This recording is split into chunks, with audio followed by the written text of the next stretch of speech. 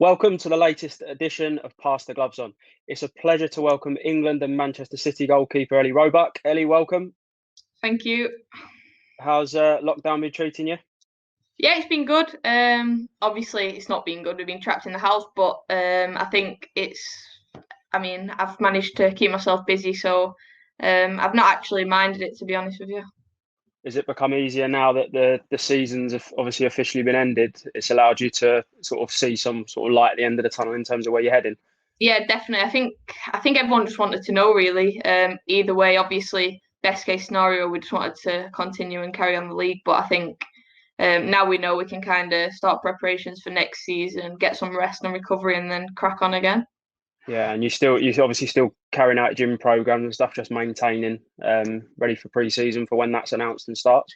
Yeah, definitely. I think obviously when we didn't know when the season was starting, we still tried to keep to a similar intensity within workload and things like that. But now it kind of gives us an opportunity to adapt that and put us in the best position for next season. Great.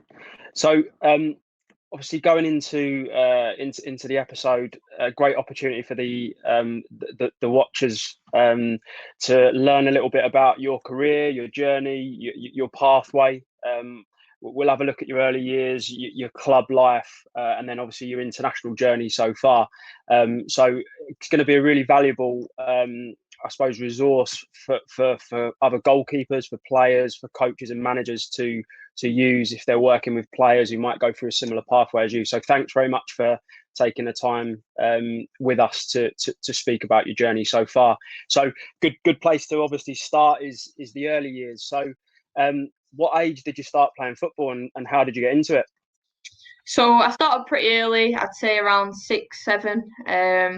Obviously playing at primary school with all the lads, and then I kind of just got attracted into playing for the local Sunday league team that all my friends played for, really.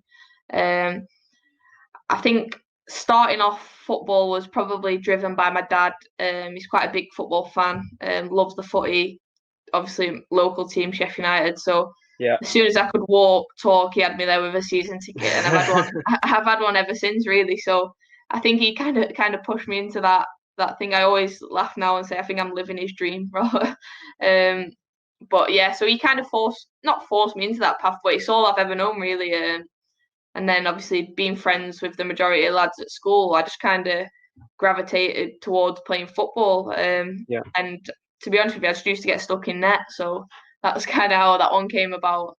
But yeah, pretty And have early, you always six, played in 7. goal? Have you always played in goal? I started off playing in goal initially. I think I kind of just got forced into that position.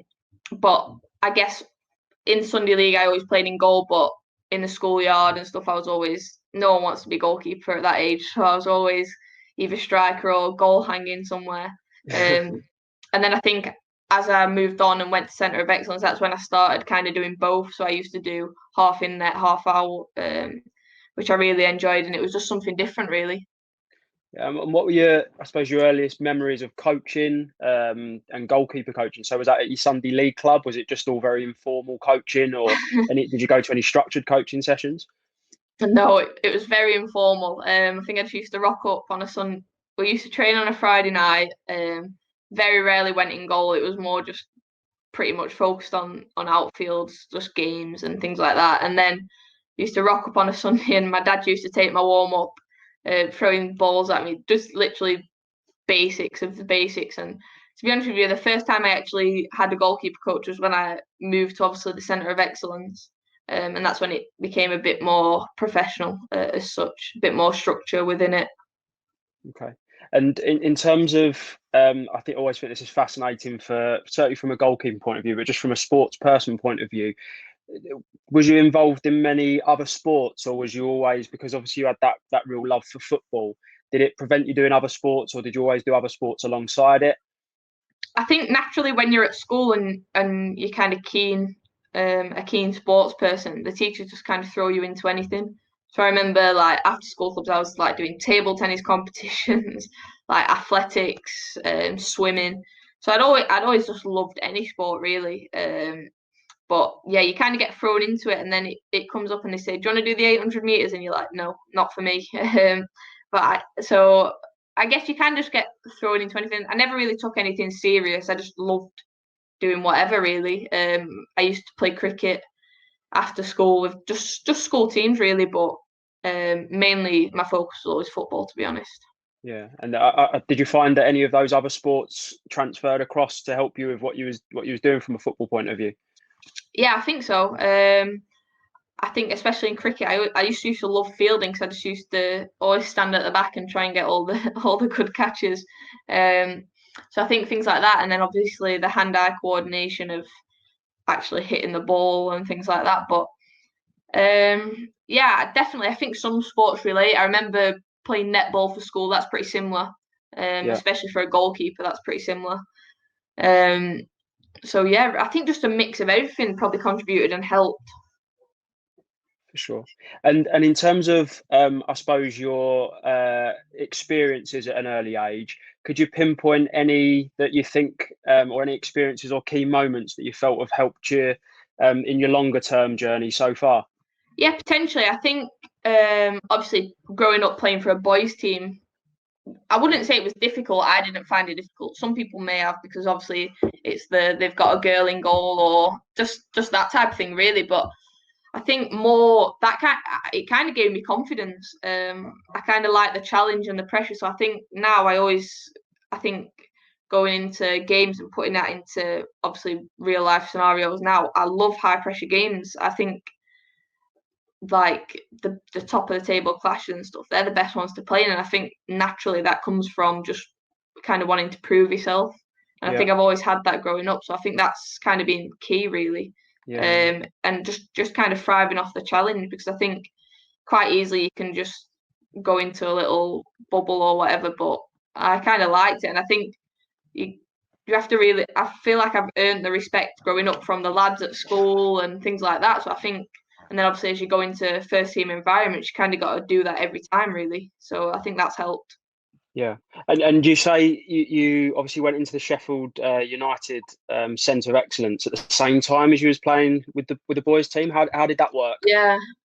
So basically when I first joined Sheffield United, I was kind of iffy of whether to go into centre of excellence because I just loved playing football on a Sunday and playing with the lads. So when I signed, it was still allowed that you could kind of do both. So I used to train on a Wednesday and Friday with the girls, and then play with the girls on a Saturday, and then play with the boys on a Sunday. I Yeah, couldn't train with the boys because that was on a Friday, so it kind of clashed. But I just used to turn up and play, and I did that for a few years.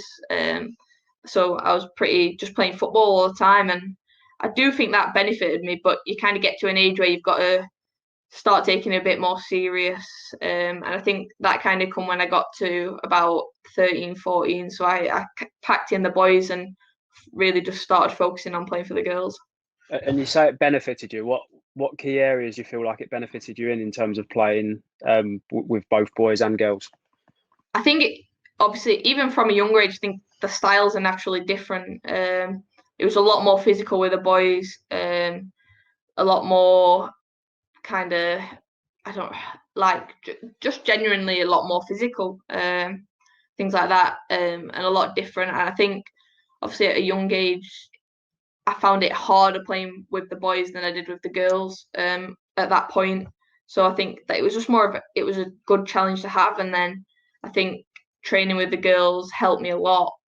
Obviously, that was kind of more technical based. I had a goalkeeper coach at that point, so that benefited me a lot. But just playing with the lads, I think it was just more the enjoyment of it Yeah. um, rather than having to take it seriously too soon. So I think from that point of view, just being able to enjoy it and kind of do what you wanted, really. And I suppose your time at obviously Sheffield United was a good period of time to be involved in a centre of excellence. So you started Mhm. there at 9 and you was there until about 15. Yeah. So how did that? You spoke about having a goalkeeper coach there. How did that experience and that structure to your play help your development in terms of you going on to your next steps? Yeah, definitely. I was quite lucky, really. Over my time at the Centre of Excellence, I had four really, really good goalkeeper coaches that were in and around the FA. That obviously contributed a lot to my journey, really. All very different. I started off with a guy named Rory, and I think at the Centre of Excellence, it's weird because you've got 10s, 12s, 14 and 16s all training at the same time. So at that time, I was training with 16-year-old girls, but Yeah. still just a kid, really. So I Yeah. think from that point of view, that really helped challenge me and obviously push me because you don't necessarily want to let the standard down no matter how young you are. So I think from Yeah. that point of view, that was really good, really testing. Um, and I think I've been lucky enough to work with a good variation. All four were so different within their drills, some really technical, some didn't want to use cones at all. So I think the variation of that was really good. And obviously looking back now, you realise it more that how much that kind of contributed to it. To be Yeah. honest, it toughened me up pretty quick. I think just training with the older girls. My coach was pretty good. He wasn't really bothered that I was a 9-year-old kid. So I think that kind of helps. You've spoken quite a lot and referred to like challenge quite a bit in what you've been saying, which Mhm. is I think is probably a key attribute of um, an elite goalkeeper, an elite player, having the ability to, I suppose, challenge yourself to be better all the time, Mhm. test yourselves up against the best, test yourselves up against older players, and I think that probably comes out as really evident in your Mhm. journey from the early age groups. Would you say? Yeah, definitely. I think just that general thing about playing with the boys, I think, is a challenge in itself, both on the pitch, off the pitch, socially. Um, so I think I love that. I love playing with the lads on a Sunday. It tested me, and I think to be honest, it probably put me in a better position now. Looking back, I think that really probably influenced my journey more than anything, to be honest.